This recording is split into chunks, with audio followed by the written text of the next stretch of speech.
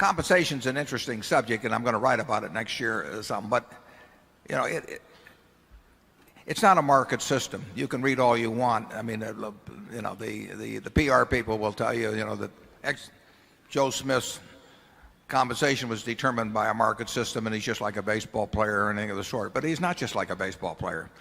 You know, the baseball player negotiates with somebody who's spending his money to hire the baseball player and making a calculation whether he's better off laying out the money out of his own pocket, the owner of the team, to get that player. But when you get a comp committee at a large American corporation, you have somebody with an enormous interest in the amount of comp on one side of the table, and you've got somebody on the other side of the table who was not picked because they were the Doberman of the board, believe me, and who is dealing with what many times is what my friend Tom Murphy used to call play money. I mean, you know, it's almost meaningless to the person on one side of the table whether somebody gets 100,000 shares of restricted stock or 1,000,000 shares of restricted stock, and it's not meaningless to the guy on the other side of the table.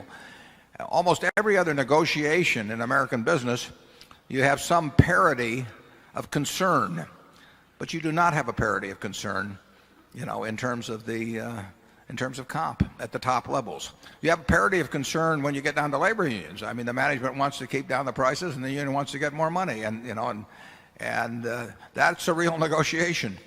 And you have lots of other real negotiations in American business, but the compensation in many companies, not all obviously, but in many companies, has not been a real negotiation at all. And the management has hired comp consultants to come in, and I have never seen a comp consultant come in and say we ought to reduce this guy's salary. I've also never seen a comp consultant come in and say, why don't you get rid of this bozo? You know, I mean, you know, they can't all be wonderful, but you know, can you imagine a comp consultant doing that, never getting another assignment? It wouldn't happen. So it's a bad system, and it needs improvement, and it may be getting a little improvement. And as I wrote in the annual report this year, what happens with comp is the acid test to corporate reform, because frankly, the CEOs of America, they don't care whether their boards are diverse or not diverse or anything of the sort. They care about how much money they make in a great many cases. And you, the owners, and big owners in particular, you know, have to provide some countervailing force